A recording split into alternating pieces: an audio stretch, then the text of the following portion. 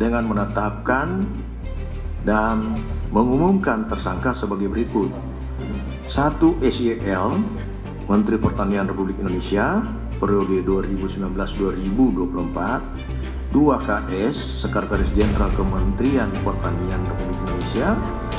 Ketiga adalah MH, Direktur Alat dan Mesin Pertanian, Direktorat Jenderal Prasarana dan Sarana Pertanian, Kementerian Pertanian Republik Indonesia. Komisi Pemberantasan Korupsi KPK Rabu malam resmi menetapkan mantan Menteri Pertanian Syahrul Yassin Limpo sebagai tersangka kasus dugaan korupsi di Kementerian Pertanian.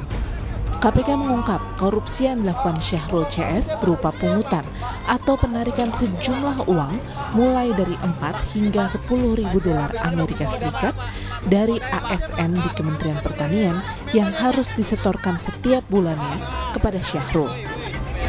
Tepat 1 pekan yang lalu, melalui Kementerian Sekretariat Negara, Syahrul Yassin Limpo menyerahkan surat pengunduran dirinya. Syahrul, yang juga kader Partai Nasdem ini, Minggu 8 Oktober 2023, secara khusus menemui Presiden Joko Widodo untuk berpamitan. Syahrul pun mengatakan langkah mundur dari jabatannya sebagai Menteri Pertanian ini agar bisa fokus menghadapi dugaan korupsi yang menyeret namanya dan ia siap menghadapinya.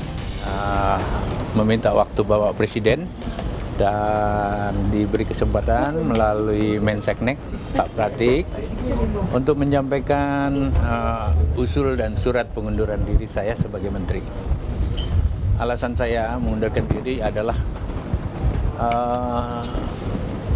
ada proses hukum yang saya hadapi dan saya harus siap menghadapi secara serius. Walaupun saya berharap jangan ada stigma dan presumption of innocence, maksudnya menghakimi saya dulu, karena tentu biarkanlah proses hukum berlangsung dengan baik dan saya siap hadapi. Di sisi lain, Ketua Umum Partai Nasdem Surya Paloh mengakui kasus dugaan korupsi yang menimpa kadernya ini sedikit banyak akan ada pengaruhnya terhadap elektabilitas Partai Nasdem serta pasangan bakal Capres dan Cawapres Anies Baswedan Muhaimin Iskandar. Pastilah ada pengaruhnya pada elektabilitas partai. Dan juga amin, pasangan yang didukung oleh Nasdem, Bung Anies dan Bung Muhaimin Iskandar. Pasti ada.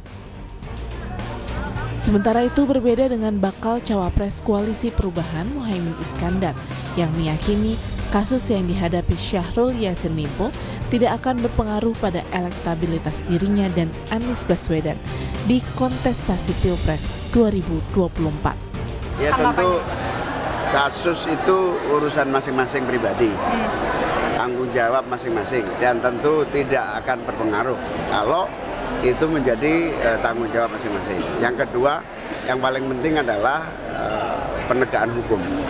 Penegakan hukum yang fair tidak akan mempengaruhi apapun. Tapi lebih berat nggak sih Caimin? Enggak. Dengan adanya ini? Enggak dengar.